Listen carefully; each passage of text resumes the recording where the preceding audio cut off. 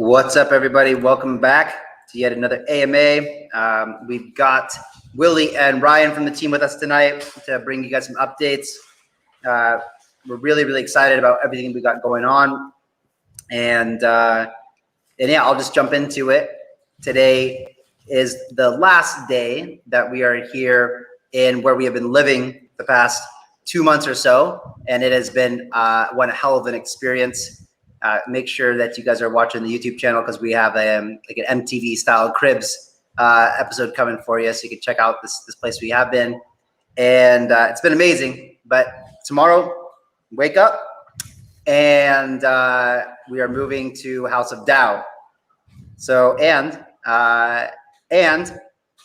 Thailand is opening. So a lot of great things happening, guys, and our ecosystem is about to explode in so many different ways, and it's very exciting. And my guess, with everything that I've been hearing and everything that I can tell, and just from my experience in the space for nearly 10 years, I believe that we are at a consolidation phase right now in the entire market. I think that basically institutions and banks and things like that have been manipulating markets, controlling the flow, squeezing out any type of retail market, placing their bets and securing their positions for the next run up. And it's always great, one of the things that we learned early on was to make sure that, in any type of bearish scenario, you take advantage of that time and you build. And I believe that the timing will be perfect when we roll out these new launch pads, ApolloX and Paid Ignition or Paid Asia. The launch pad in China will be called Paid Network Asia. To be clear, we thought it was the best. Actually, well, our partners who have all the experience in China thought that it was best that we leverage the Paid Network brand, since that's what people do know in China. So I'm excited about everything we got going on, and I hope that a lot of you guys come visit us at House of Dao. You can expect to see a lot of footage from everything going on in the ground there. There'll be a lot of the day in the life, and just kind of you guys can see what it's like, what our idea is like of the perfect place to live and work and play. So really excited about that. I will let either one of you guys can jump in and give some updates on what you've been working on and things that you want to share. All right, so thanks, Kyle. We've been this week's been really hectic for us here in Phuket. We've been trying to juggle our normal day-to-day business that we do as well as moving. I didn't realize everybody had so much stuff, but so it's been a hectic week. But in the background, we've been working hard on the ApolloX model. I know a lot of people are really waiting to know the model, and we'll probably release that tonight in an article as well. I can run through that with you a little bit after. But we've been working hard on the model of ApolloX. Looks like we're going to have 3 projects confirmed for July. I know you guys are exclusive to this channel, and we always give away stuff that we shouldn't. So, as you know, Omni will be our first. I'll officially announce that Drive is actually going to be our second. And we have another great project that's going to make big changes in the world called Represent. We'll be giving teasers and all that very soon. But we've been working hard on ApolloX. We've went through a lot of different motions with ApolloX. I mean, it came back to us that one of the best sort of models that people like was this guaranteed allocation. So we tried our best to try and accommodate that. Also, the lower barrier to entry, which we didn't have on Ignition. So taking all that into account, there's some things that once you do these models and you work through them, that you realize just can't be done properly, or it's not the best way. It might be what everybody likes, but it might not be the best way. One big problem we have with guaranteed allocations is basically gas fees on many different ways. Also, the amount of allocation that we can actually give one of the big things in the market at the moment is market caps that we're trying to really bring down to a micro level, so we can see so much growth. Try to take out the VCs, control more of our own selling pressure. With doing that means that actually people are going to be, we can't raise as much on these public IDOs. So if we were to Do you get want me to share? Sorry, Willy, do you want me to let me know when you want me to share this graphic? Because I've got it. Yeah, but, I think you've already shared it. Yeah, but do you want me to leave it up? Yeah, just for sure. Cool. So yeah, basically we realized, you need a huge raise to give everybody a guaranteed allocation. So there has to be some sort of first come, first serve basis on this. So what we've done is we've come up with a very different model here. Basically, it's going to be a staking model based over 3 tiers. The entry level of ApolloX will be 500 paid tokens on the first IDO. Now, disclaimer before you all go crazy here, guys. This is the first one we're doing. Now, ApolloX is all about listening to you guys and making sure we get this right. So after the first one, we're going to ask for a lot of feedback. We're going to get all the data back from everybody, and we're going to probably change this and see how it feels. But for right now, we feel like this is the first one that we're going to get off the ground. So basically, you can see the flow of a user here on ApolloX. So basically, you register on there, you connect your wallet, and you choose the IDO that's available for that month. You will stake your tokens for 14 days on the preferred tier, which you want. Which one is going to be 500. The next one is 750, and the top tier is going to be 1,500 tokens to stake. So we have 3 different levels there. The first come, first serve basis is actually going to be done on a whitelist this time.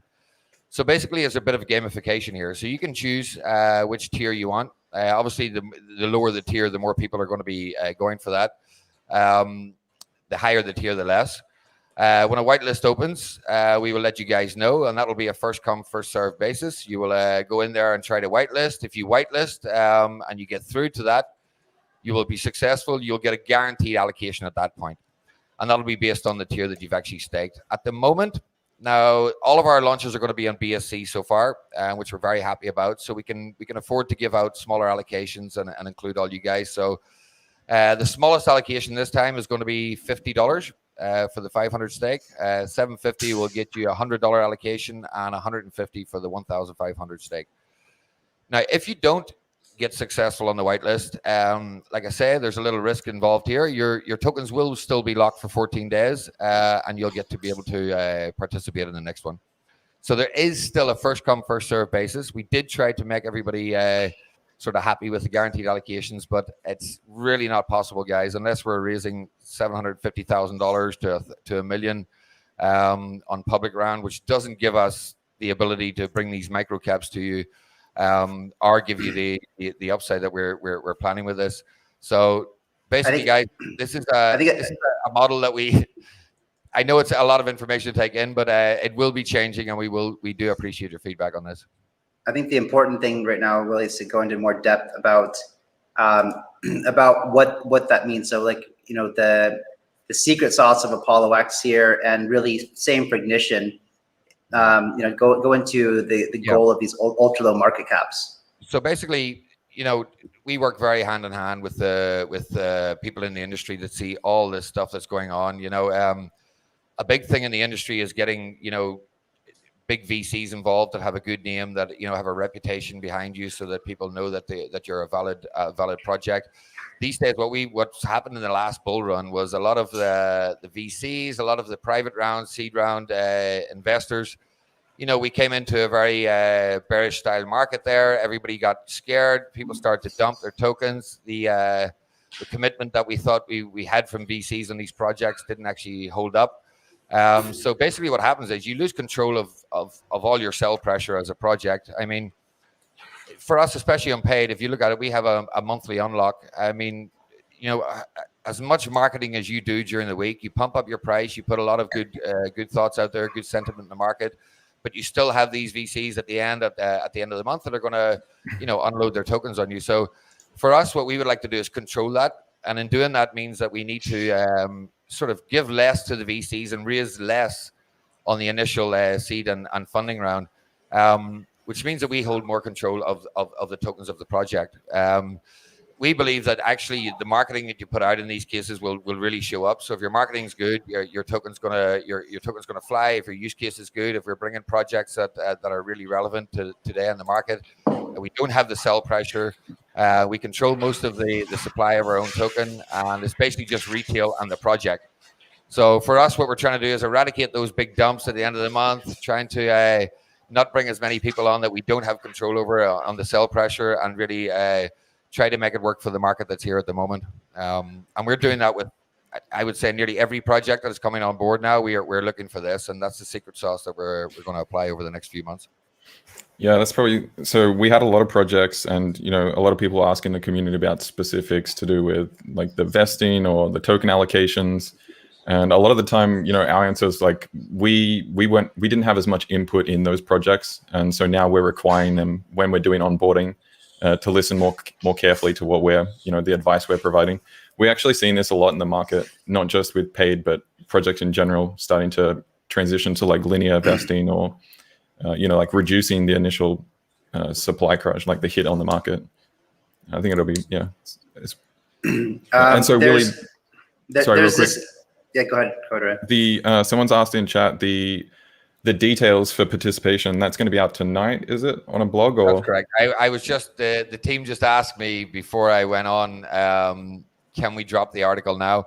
So yeah, if you're listening, team, go for it. Drop the article and let the world know. I think it's out now. So yeah, details will be out on our media, and we'll post that across all our social media. You can check it out. Yeah, so just to address this issue right here, pure inflation of new projects, not good for the market. A lot of ignition projects do 0 or 1x. It's way too inflationary, in my opinion. So that's exactly the problem, and that's exactly what we're trying to alleviate with this new token model. This idea that of selling less tokens early on to private sale investors, and really leaving, it comes down to then, trusting the project to sell into the market as they need operating capital only, not excessively, and not relying on the private sale investors to sell responsibly or be responsible or actually care about those projects. So, if you have a responsible project that wants to do well, theoretically, they should only sell tokens into the market as they absolutely need them for operating capital. That's what those token allocations are for. So when you look at like emission schedules for projects, that's that chart where you see usually when a project is raising money, that kind of shows the emission schedule or how the tokens become unlocked and into circulation.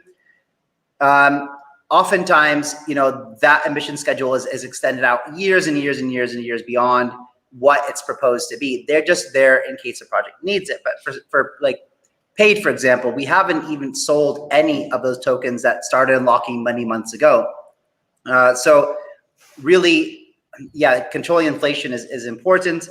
And I think what's really important is for you guys, for the paid community, for IDO platform, is making sure that it becomes exciting again. We want this to be exciting, and we think that, you being able to participate in Ignition or ApolloX IDOs will produce significant returns for you guys.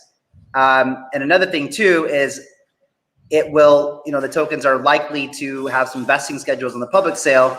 And so I think it's reasonable, depending on what your outlook is, to be able to take advantage of some of those gains, because there'll be very little sell pressure in the project knows that.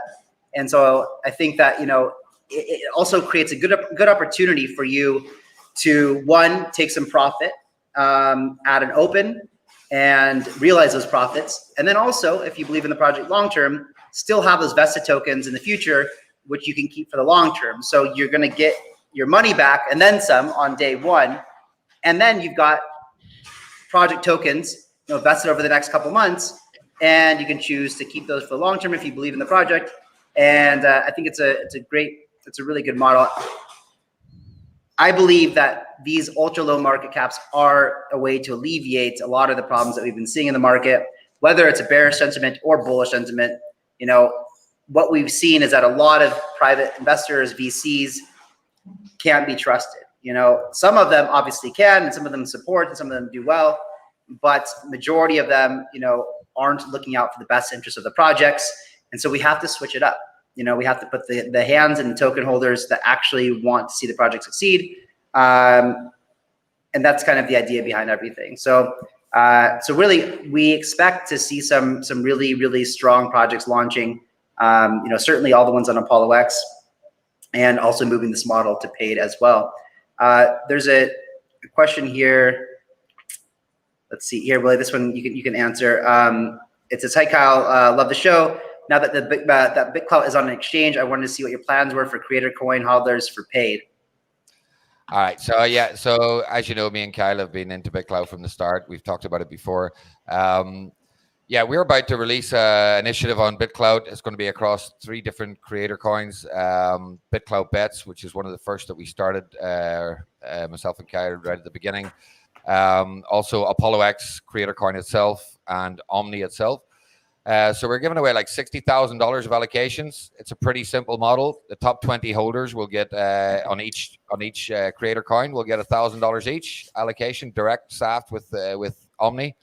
And that'll be irrelevant of what you hold, top 20 holders. So we're trying to integrate more and more just different ways to do this and intrigue the sort of community and get a lot of more different people involved rather than just a closed sort of audience. New user acquisition is one of the things that's been on my mind, for paid and just bringing new users in. And as big as the funnel is, there's always people that are going to stick. So we're trying to sort of integrate the BitClout side and try to raise some funds as well for the projects through there. I believe it's a good marketing tool moving forward.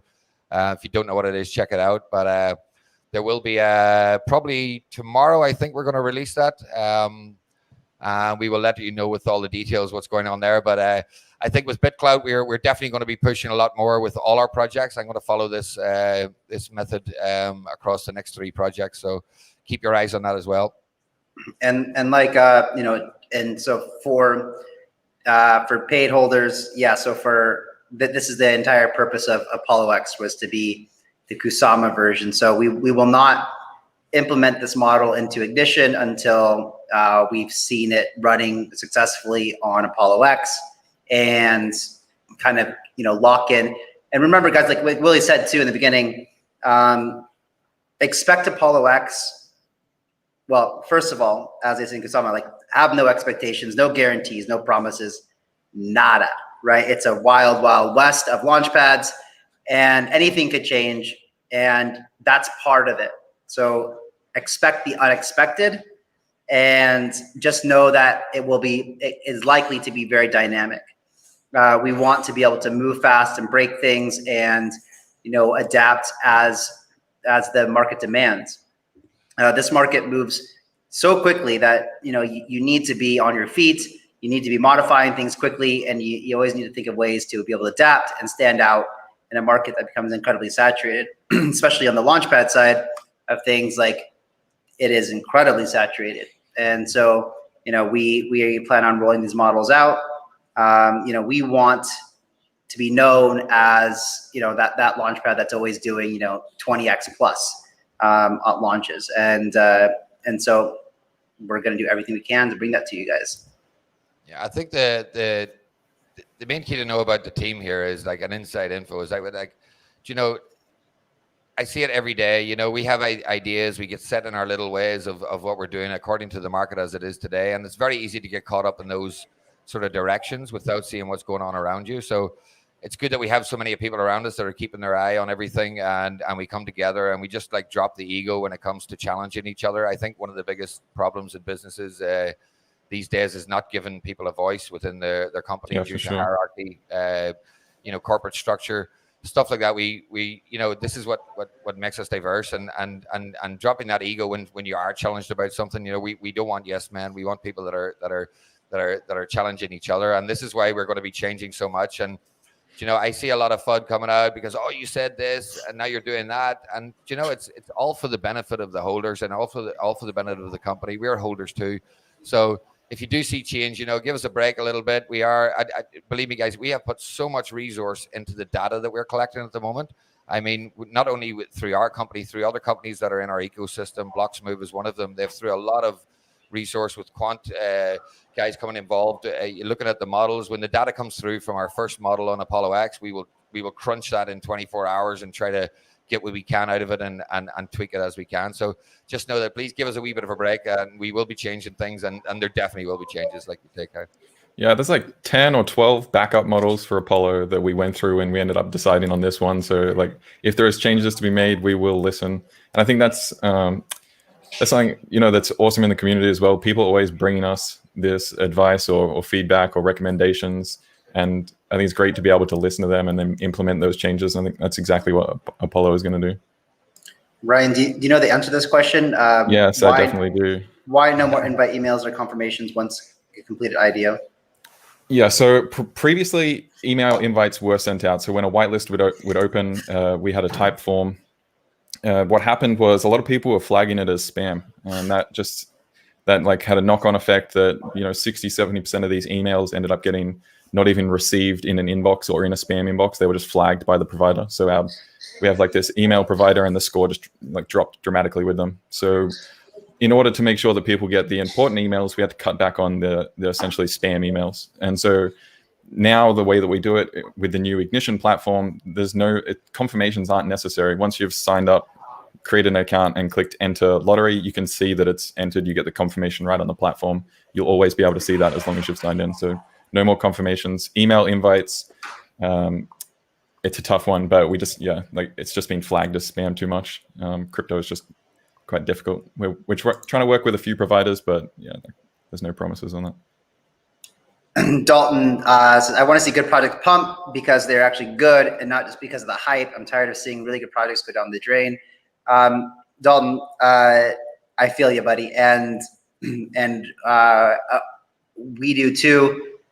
And one thing that I try to remind, viewers to do time and time again is really try to think a little bit more long-term. I mean, every single alt got destroyed, over the past month and a half or whatever. But it's too short term,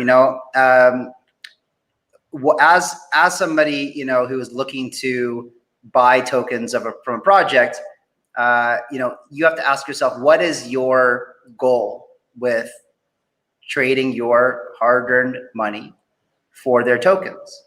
Is your goal short-sighted or long-sighted or medium-sighted? And either of those, and any of that is fine for whoever you are and what you want to do. One of the things that I would suggest that you do is, try to look at the roadmap or understand where that project is in the development, because, a lot of projects might launch their token, but not necessarily have a clear use case for a token. And I think one of the big mistakes that a lot of projects do is they come to market too quickly without product, and then they take a long time to build product, and there's just nothing happening for that project for a long time. Now, sometimes that's the only opportunity. If you really believe in a team and an idea, sometimes you have to make that decision to come in very early if you think that it's something that you want to hold on to a very long time. One of the projects that is a good example is Ultra. I invested in Ultra in Q2 2018, and they just announced their mainnet yesterday, and that's a long time. And after the token launched, it didn't move for 2 years. It just stayed at 5 cents. But I understood the team, the vision, and the idea. And I'm still very, very glad that this is sound investments for a long term, and I think this is the way that you have to,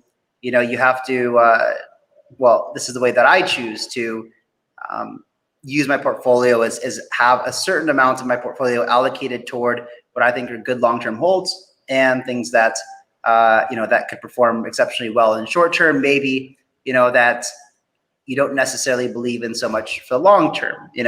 Our goal with these launch pads is moving forward is to provide you with both projects that we think that will do really well and provide some type of relief in the immediate term, because right now that's what we all need, right? We all, people are coming to Ignition because you want to do well on these public sales and you want to make some money, and we want to be able to deliver that to you. At the same time, we also want to make sure these projects have legs and the teams are solid, and that, whether you decide to exit some of your position on day one or hold for the next 5 years, that you'll be in a good spot no matter which one you choose.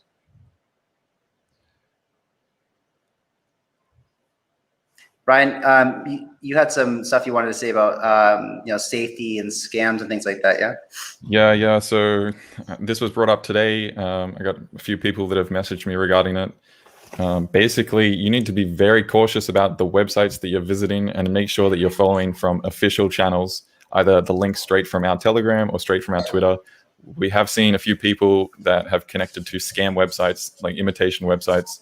We can't control it. Like, the best we can do is report them and try have them removed. But like, scammers are persistent. I think everybody in Telegram knows that. You just got to be super careful with where you're connecting your wallet and what you're sending to. We have official links. You just need to follow those links.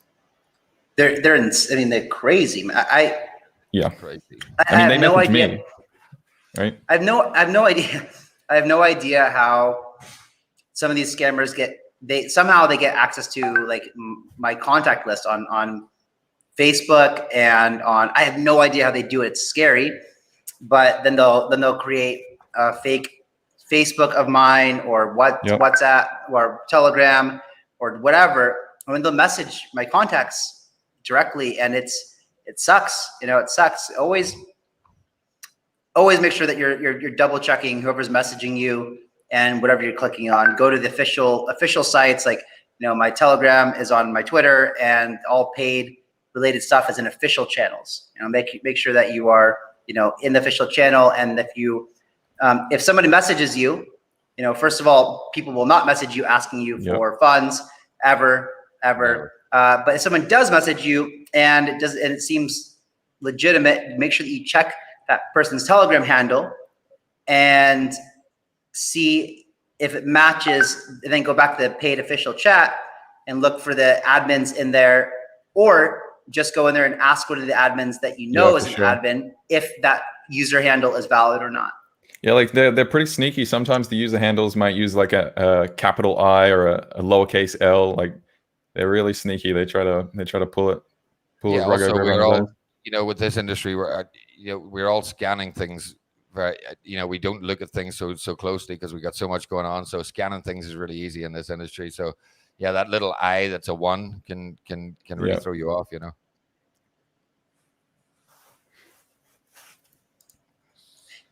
They message me all the time and end up blocking me because I asked them for money. Yeah, I mean, there's imposters of me in the chat, and they message me still asking for money. So they're persistent, man. They'll try whatever. Yeah, sometimes I'm in a mood where I just want to mess with them a little bit, and sometimes I just can't. I just can't even be bothered. But Ryan has a story about that, but maybe it's not for now. He told us earlier. Guys, once COVID is finished, I'll come to visit you. Great crypto chef. Oh, crypto chef. All right, man. Make some what kind of food do you cook? That'd be welcome. Think about going all in and paid. What do you think? I cannot give you financial advice about going all in on paid. All I can tell you is that that I've been in the space a long time. I very much value my reputation. I'm here because I want to be here, and I believe the things that we're building need to be built. And I believe that everything that we're doing has legitimate real-world use cases and is exponentially better than the legacy systems which we're trying to disrupt. And everything that we do, we will try to create value for paid ecosystem and paid token holders. There's a lot. So if this is your first time tuning into an AMA for a while, or you haven't been up to date, one of the biggest developments, from paid is our goal of becoming a layer 1 blockchain. So we'll leverage the substrate ecosystem that has been developed by Parity, which will give us the ability to quickly deploy our own blockchain and with the logic that we want. And then we will have an ecosystem that all of our projects that we are advising or incubating, House of DAO, can come and build on Paid Chain, and we will have, you know, ecosystem grants and funding for projects and incubation support them. So, I mean, there's just so much going on with Paid that it's incredibly exciting for all of us involved. Yeah, I get very excited thinking about it, and we're getting, you know, plugged in deeper and deeper and deeper into the whole Polkadot ecosystem. You know, Paid. We also are, you know, the Master Ventures Fund launched, and we're also, you know, part of the Polkadot Link program, which you know, supports the. And if you don't know, there's like a very clear synchronicity between the fund that we launched that supports the Polkadot and Kusama ecosystem, and Paid, and now Paid Chain.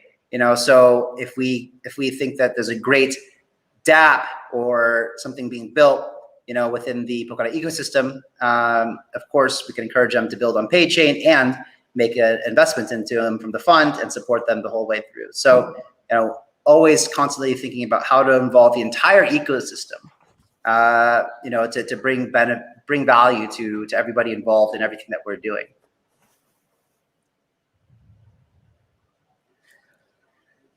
Which strategy will we use to acquire Kusama Parachain at crowd loan? So this is something that I've been debating or talking about with, you know, one of the projects that we invested in that I like a lot is Unique Network.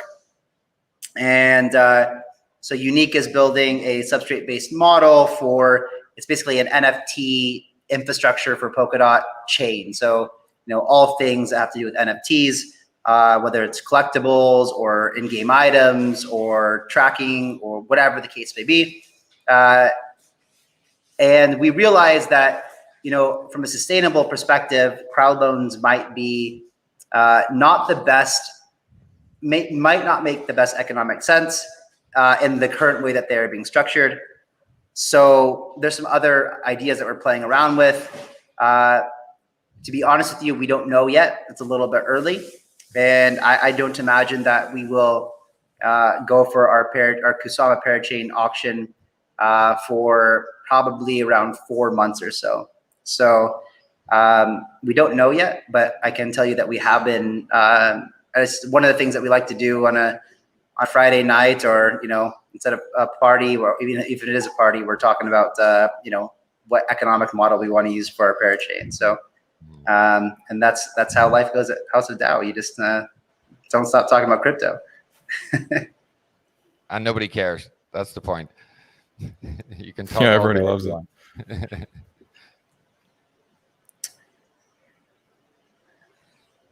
So many questions in chat. Yeah, a lot.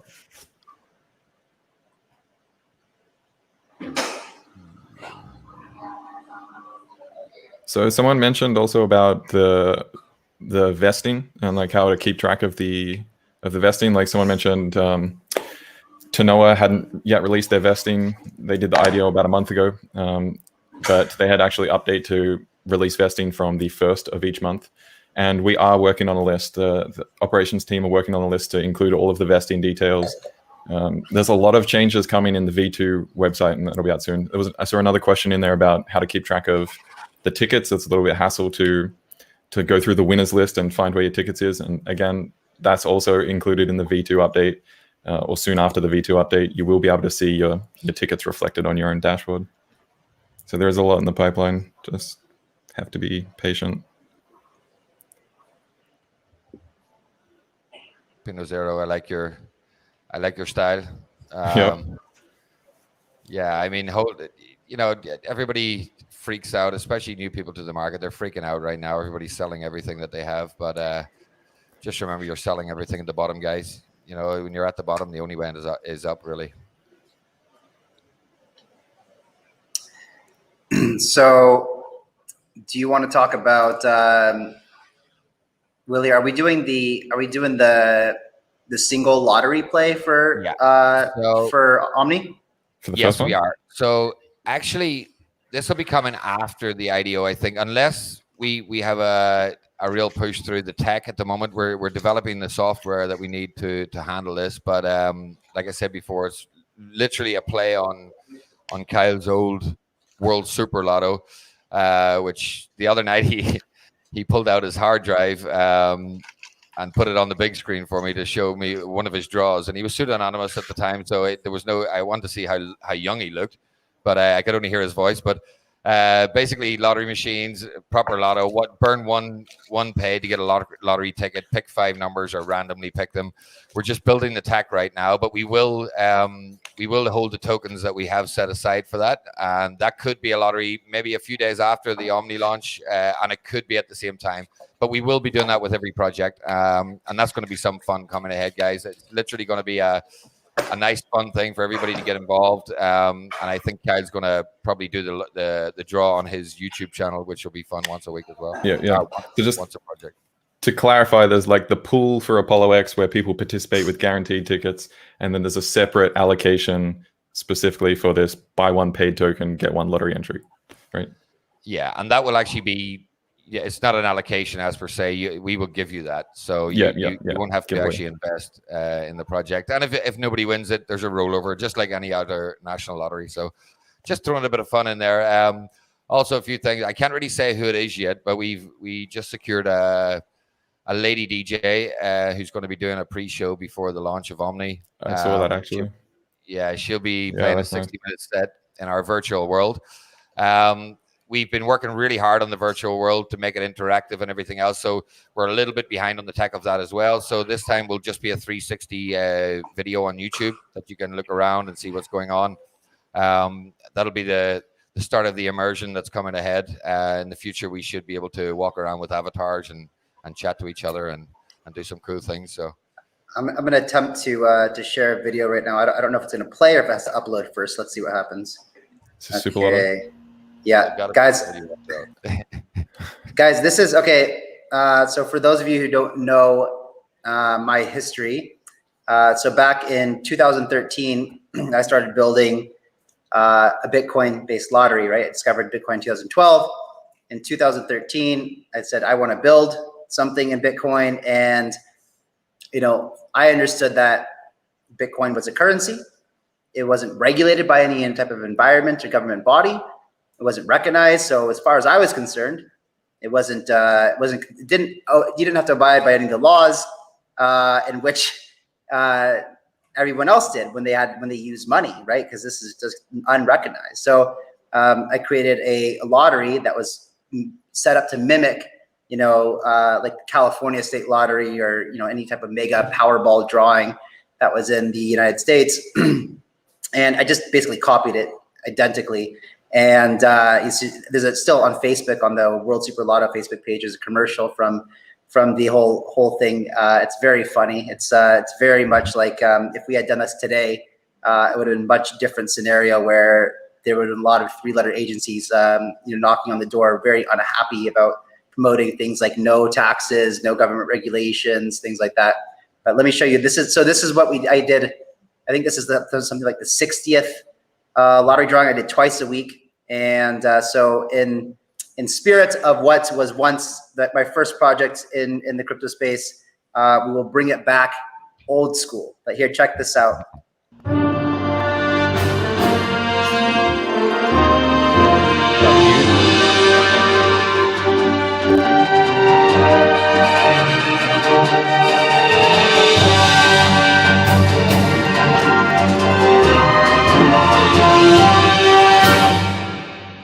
Like the backing track to a superhero movie or something. Welcome to the 61st World Super Lotto live drawing. It is May 16th, 2015, and we have a 22 Bitcoin jackpot for you today. Let's go ahead and refresh the Bitcoin price right now compared to the US dollar. It is, at this very moment, $2.35.02. The time right now in beautiful San Jose, Costa Rica is... Well, let's see if we can get to load one more time. Old school dial-up internet there. Yeah. There it goes. So what I did real quick is I wanted to make sure that people knew that it was being recorded live. And so I had these different cameras set up. I had one that you see on this tablet right now that was sitting next to the lottery machine. and I had a Bluetooth mouse. And I would refresh. Really, at the time, one of the only places that you can pull the Bitcoin price was from blockchain.info. Now it's blockchain.com. So that's what we first did. And we saw the price on this drawing was $235 per Bitcoin. And then what I did is I wanted to also just validate that the Bitcoin price was exactly this thing at the exact same time. So, and then also I just chose a time for Costa Rica because Costa Rica had liberal online gambling laws. So I was trying to abide by, still trying to make sure I didn't get in trouble. So that's that. 303. Let's go ahead and browse on over here, show you the balls ready to be dropped for this 22 Bitcoin jackpot. There you have it. There's all 40 balls. Let's drop them down in 3, 2, 1. Let's go.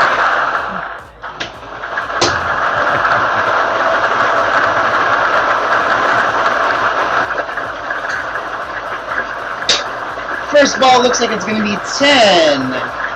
They've got close-up cam. Close-up cam says, yep, 10. Got that full setup going on.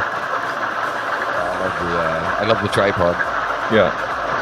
Second ball looks like it might be 27. Close-up cam says 27. I had to do all this, the animation, the running around. Let's see what the third ball is. Looks like a 38.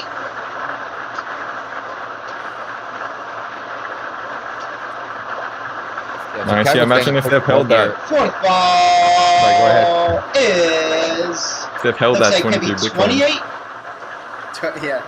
That's a nice 28. appreciation. And the fifth and final ball is going to be. What did you do with the machine? 30.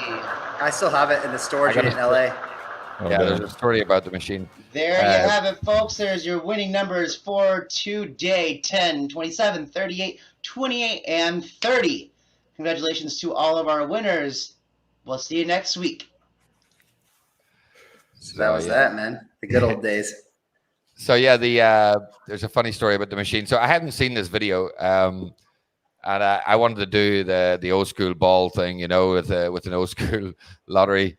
And I went on to Alibaba and I'm searching around and I seen a machine. I'm like, yeah, this is the one. It's, it's tacky, it just fits exactly what we want.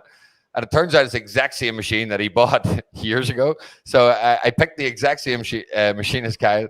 And also I heard that he told me it took him nearly a year to build the software for choosing the tickets. And we're attempting to do it within 3 weeks. So it shows you how things have come along. And the $235 Bitcoin. I mean, come on.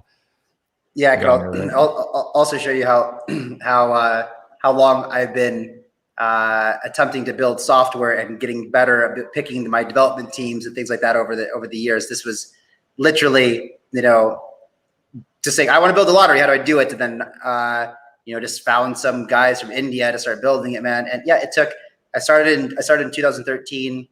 I think by something like September or something 2014, there was the first drawing, and then it went well into 2015, the lottery. But yeah, yes, and so that was we've been building. I built several different software applications since then, and now we're doing the creme de la creme and the most bleeding edge, with the best development teams on the best coding language in the world and the most robust type of ecosystem. So we've come a long way, and but we're looking forward to bringing this back to you. And it feels really good. It feels really good to kind of bring it back. There's a lot of times as an entrepreneur in my life, I had been too early in things. Attempting this lottery was way too early. It was fun to do, and I'm glad that I did it. It was my entrance into the space. But of course, at the time, the only place for people to congregate around Bitcoin was in the Bitcoin Talk forum, and that's, you can still go back and if you just look up Bitcoin Talk, the forum, and then type in WIN WSL or World Super Lotto, you can see our thread. You could see where people were calling me scammer, and then I had to upload an evidence of. They said, you don't have it. You probably don't even have a lottery machine. I was like, yes, I do. This. Oh, prove it. And I was like, okay. So I printed, wrote on the computer. World Super Lotto loves Bitcoin Talk Forum, printed it out, stuck it on the machine, and uploaded the picture to the forum, so it was fun. But so what we're doing now, instead of playing for Bitcoin, you play with paid, and instead of winning paid, you're going to win these allocations to these projects, and it can get potentially huge. And these paid tokens that are beginning to be used to buy these lottery tickets, they will be burnt forever. So, and we will make it, I think, in a similar structure to mine, whereas in the lottery system in something like the Powerball in the States was 6, you have to win 6 numbers, and that's the odds of doing that are something like 1 in 178 million or something like that, or horrible chances of actually ever winning. So with World Super Lotto, I want to make it a bit more fair. So there's 5 balls instead of 6. And then we did things like, if you got 2 out of 5, you still got free tickets back, or 3 out of 5, you won some of the pot. And, we'll do something similar like that in this drawing. So, we can imagine if the jackpot continues to carry over, imagine that, we get something similar to what I'm doing with the crypto cases on Crypto Connoisseurs, where we get these allocations to these projects. And imagine that jackpot gets up, and we come back into a bull run, and nobody wins that jackpot. And now we're talking about a jackpot of $10 million or something. Imagine how many people will come and just throw in a couple of paid tokens. And globally, and if you've got 100,000 people, and each are throwing in 1 to 20 lottery tickets, that's 1 to 20 paid tokens being burnt every single time we do these drawings. Yeah. You potentially could have a situation where we're burning a massive amount of paid tokens, having a huge deflationary effect. And that's really exciting to know that we're going to use the lottery in that fashion. Plus, it'll be a lot of fun. Yeah, the fun is definitely a big part of it as well for us. And I think also, again, going back to the new user acquisition, this is also, you're moving into hyper retail again, where people can get involved in the ecosystem with just 1 paid token. So, it's a really low entry barrier for anybody to get into the paid ecosystem, which as holders should be exciting for all you guys. It might be 1 in 10 that sticks with the ecosystem, but it's still more than one that we had before. So I believe this is going to be opening up the ecosystem to a lot of people that wouldn't necessarily have been involved in the future, and in crypto in general. Yeah. So, hey Adam. Hi, Adam. How you doing? Jose in chat actually asked. Is there any restrictions for U.S. residents? And yes, ApolloX will have the same KYC restrictions as Ignition, right? That's correct. I agree, Emma. Ryan, when you come to House of DAO, we'll get you your own studio with a close-up cam, so you can see your face a little bit better. And Emma, you can come visit Ryan at House of DAO. Just make sure you got your paid tokens. Yeah, that's right. Have we worked out a minimum? How many paid tokens we need for House of DAO? For a date with Ryan? Not yet. Oh, not that. Yeah. Dutch auction. Let's that's right. Yeah. Here we go. Willy, can you elaborate more on the first come first serve for ApolloX? Sure. So basically, right now on Ignition, we have a first come first serve. The pools fill up. You might have an ability to get that allocation, but they fill up and they're full. You don't get that anymore, and that's on the actual allocation side, or on the actual IDO side, where you're getting your allocation. So what we're doing, we're taking it away from that and bringing it to the whitelisting side. So basically, as soon as the project opens up, the whitelist opens up, we might have, let's say, 3,000 positions on that whitelist. We open it up. We give you guys ample time to prepare for that. We will look at the timing on that as well to make sure it's fair on everybody, on a sort of neutral ground for everybody across the world. We'll give you ample time to prepare. You basically have your account open. You're logged into ApolloX. We will open up the whitelist. You then will whitelist, which will probably be a couple of buttons click. And as soon as that whitelist is filled, the button will gray out and it won't be available anymore. So you haven't made it in, or you have. Once you've made it in, then you get your guaranteed allocation. I don't. Ryan, do you have anything to add? Or? I was just going to say, is it still, I know we discussed like splitting up the whitelist to various time zones. I don't know if that is happening for Omni. We haven't confirmed that, but I thought it was a good idea when we talked about it. So again, we still have time to adjust these little things. Guys, if you guys have any ideas out there just on that, let us know. We'll happily listen. But yeah. Hey Bart, thinking about spending a month in Thailand in October with my wife and 2 young children. House of DAO is definitely family friendly. So, one of my closest friends, is Didi from the Bitcoin family. Him and his beautiful wife and beautiful daughters spent about 3 months with me at the proof of concept that I did back in 2018, and that they love being in this community, and they're, of course, it's the Bitcoin family, so there's no better community for them to be in. But definitely the intention of House of DAO is for people to feel completely comfortable having families there, and being able to have actually babies there, because we want people to come to House of DAO who feel like it's their home and that they don't want to leave that ecosystem. And that's why we plan on having a lot of them around the world. So yeah, maybe if you do feel like being nomadic, you can still get your travel bug, fulfilled by visiting the different House of DAO locations around the globe, but still be in that like-minded environment. Because I know that for someone like myself, or a lot of people that are in crypto full time, looking forward, it might be hard for me to imagine taking several months away from the crypto space ever. People that are building, whether it's bear or bull market, you want to be in an environment where you have good connection to the internet, you've got a good working environment, and you're around people that keep you inspired. Even in a bear market, you want to be talking about things that inspire you and keep you going. And so that's the environment we're aiming to create. So yep, Bart, please do come visit. That would be amazing. You will love it. And looking forward to meeting you guys. You won't actually be the only children there already. We've just employed a new guy on the team, and he's coming with his 2 kids and family as well. And I know of a few others. So yeah, we have a big slide. relocating. There's a huge slide from the top of the sort of declined hill to the beach that goes right to the bottom pool on the beach. So it's water slide. Yeah. Yeah, there's a water slide. Not just for kids. Not just for kids. No. Well, there is actually 2. There's one for kids and there's one for adults. So we're all good. Ooh. Yeah, it's gonna be a lot of fun. Although we did just turn the kids club into a gym, if I remember. So we might have to look at that again. Yeah. So the initial market cap of Ally is almost 3 million. It's far from a small cap launch. Yeah, it is, and Ally,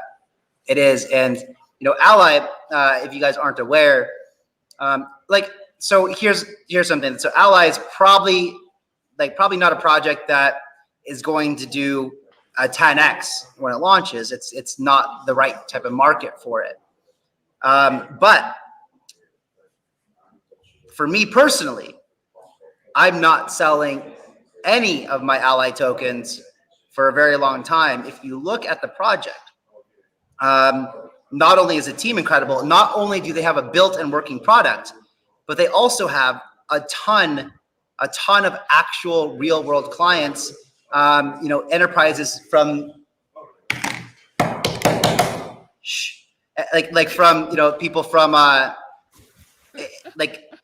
Ally is basically disrupting the whole food delivery system, making it peer to peer. So if I'm a restaurant and I want someone to deliver my food to the customer, I don't have to pay the middleman like Grubhub or Grab or Uber Eats or whatever. And they already have a ton of customers, like big, huge retail chains, all around the world. And they will be required to use their token. So they've got not only great token utility, but they already have existing working product with existing, huge, massive enterprise chains and companies. So yeah, it's far from a small cap launch. I did talk to them to see if they would adjust it. It was quite late. Our goal moving forward, this strategy for ultra low market caps, we started really talking to projects about, 2 weeks ago or so, to not only try to get anyone moving forward using this model, but see if we could also readjust some of the ones that were coming in the more immediate term. So there will still be a few more, that are more of the traditional way. But I would say that, from mid-July forward, and even some before mid-July, but certainly mid-July after, should predominantly be all ultra low market caps. Of course, if the market shifts to extremely bullish and we get some high quality projects that are different, then we'll do it on a case by case basis. But we would like the majority of them, moving forward, to be launching at an ultra low market cap. Yeah, Ally is a little bit of a standout, like you mentioned. Like, it's a bit more than just a proof of concept or an MVP. Like, in terms of the timeline of actual design, they're a lot further down than a lot of these projects that are just coming out with small caps, great ideas, and they've just started bringing on developers to build out stuff. So kind of have to take a look at what the project you're looking at and do your own due diligence. When will we see House of DAO in Europe? Maybe Greece or somewhere on the sea. I think, what we're going to have to look at for future expansion of House of DAO is things like opportunity. So one of the things that I ask you guys for is to help spread all the media and awareness of everything that we're doing, because the more people that buy into the philosophy and idea about what we're doing, especially with the House of DAO concept, the more people that reach out with offers. We've gotten offers from people from Sri Lanka and from Kenya and Bali, and that have land somewhere. And they're like, hey, Kyle, like, I love what House of DAO is doing. I've got this huge piece of land here, and like, let's talk. And so, a couple of things that we look at for future locations are things like, what kind of opportunity presents itself. There's also another one, and there's a few that we're talking to. One of them, okay, first of all, sorry, about Europe specifically. So one of the projects that we're building, Fluid, or Master Ventures is one of the advisors is a gentleman named Clive, who basically built an amazing software called PrimeXM that is used in the traditional FX world. And anyway, he has a huge piece of land in Cyprus that he offered, or that he bought and is interested in doing something. And then another one, guys, there's a really, really, really cool project. And all I can do is tell you that it's very synergistic with House of DAO. And I'll spill the name of it here, but I won't tell you much more. It's called Crypto Land. And basically just imagine like a crypto Disneyland. And we're working with them because, well, they sent me a video about what they did, and it was just very clear that the creators of Cryptoland were like kindred spirits to us, and had very similar visions, yet very different, but very synergistic. And so we're actually helping them with their project, and their goal is to acquire an entire island in Fiji.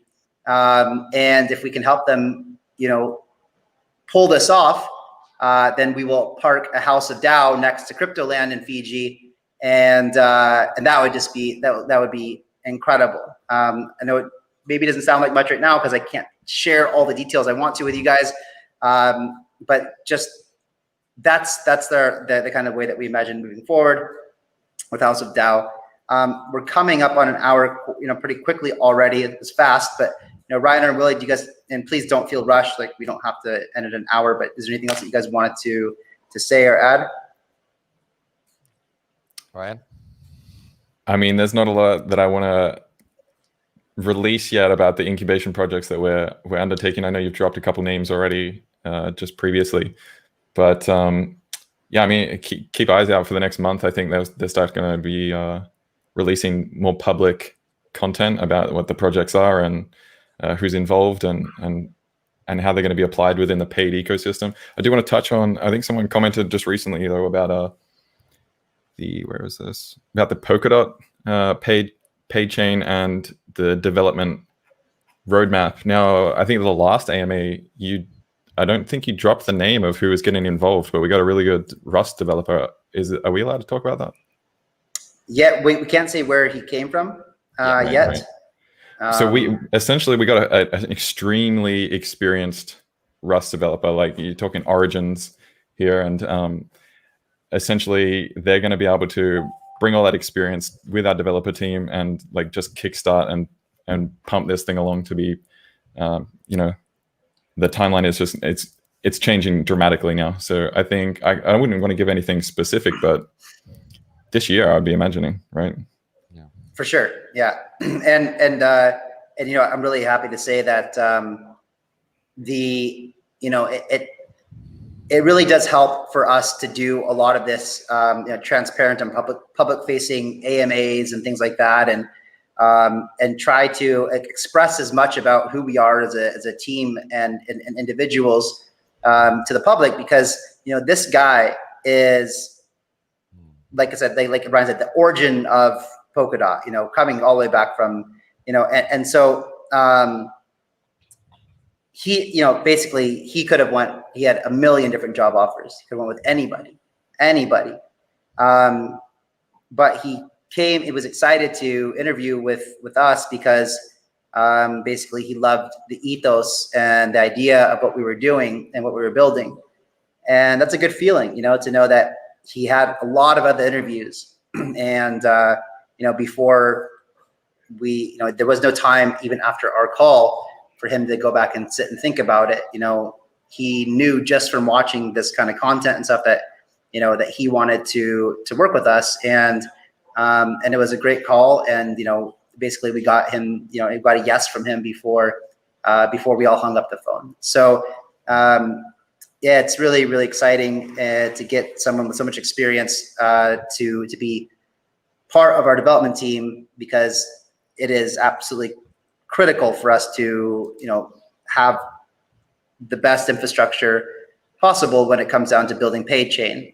So yeah. Yeah, it's awesome. Just not even just for paid, but like all of our incubation projects, ecosystem projects, that experience just trickles down to all of them. So I think it's going to be awesome for the ecosystem when we start building out and connecting them within the paid chain. Yep, the mystery. Yeah. I'm not sure when we can talk about it, but yeah, it's awesome. Soon enough. Yeah, soon enough. Yeah. So I just seen one question there. It came up twice. I think people got a bit misunderstood about what I said about BSC and ApolloX. So somebody saying, can we stake on Ethereum? So basically, we only have paid available on Ethereum right now. I know that's going to change. So you'll be staking on the Ethereum chain, but all our projects will be launching on Binance Smart Chain this month, given the small allocations. So you will be able to stake the normal Ethereum coin or the token, paid token on Ethereum, not BSC. Yeah, I mean, it's the same wallet. You just got to make sure you know how to switch it over to BSC when you participate. Mm-hmm. Any news on naming the Kusama Pay token? No, like we still need, I have plenty of time to think about it, but love any feedback from, maybe we'll run a competition if we haven't thought of something, but basically it will, meaning can my uncle, who only owns fiat, participate? Yeah, what about the paid DApp? Is it directed to non-crypto users also? So this is one of the reasons that that it was critical for us to have a layer 1 infrastructure so we can create the rules of the paid DApp ecosystem.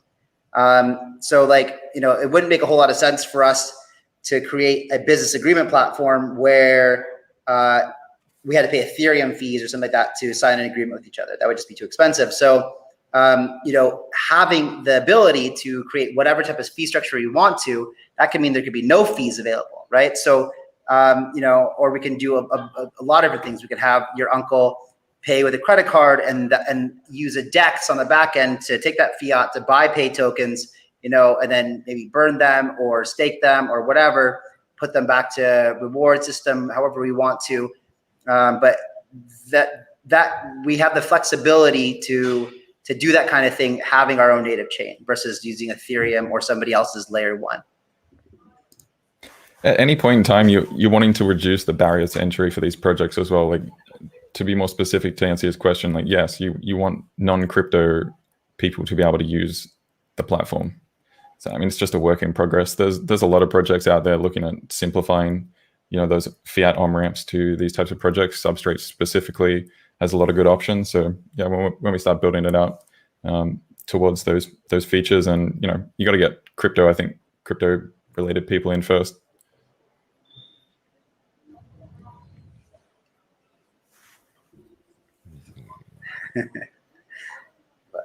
I know you sold a lot of your Bitcoin to fund Master Ventures, but can we ask roughly approximately how many Bitcoin you had in the early days of the Superlotto? No. Careful.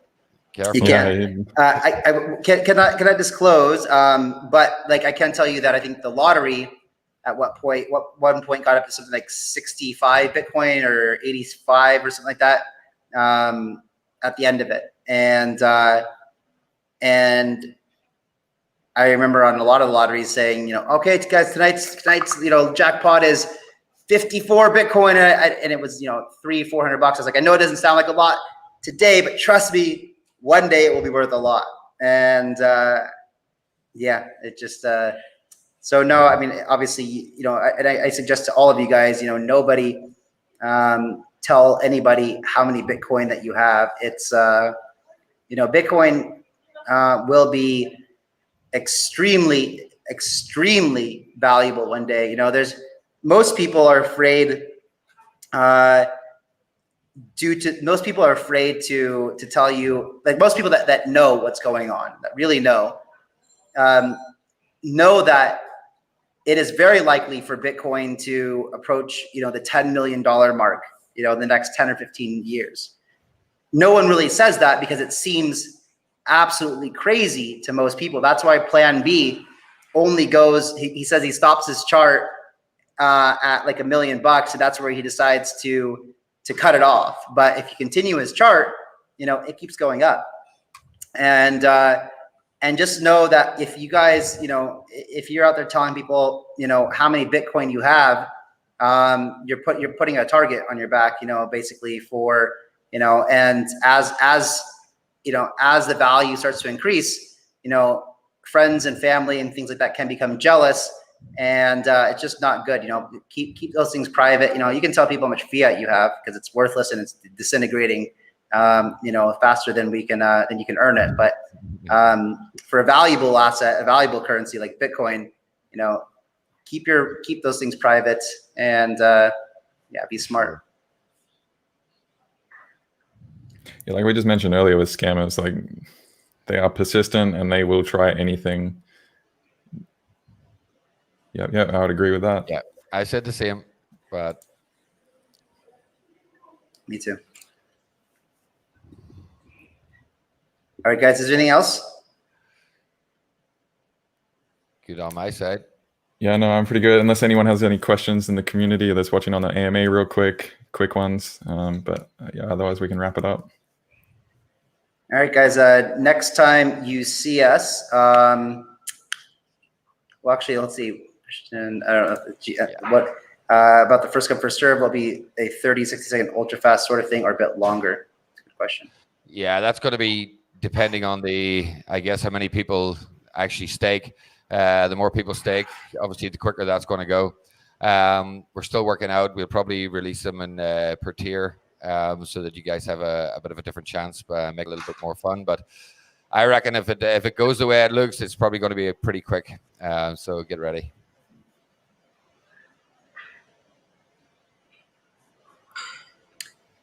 All right, guys. I guess that's about it. Next time you see us, we'll be on the beach, Can't wait. broadcasting. Yeah, we. I'm not sure where we're going to set up the studio or how we're going to do it yet, but it'll be different vibes. And we have, we will be recording the journey, moving in there and getting settled.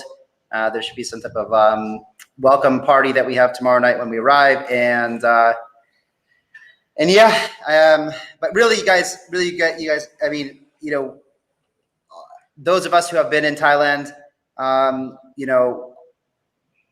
we have had the House of DAO spirit now for, quite some time, but really House of DAO begins when you guys show up.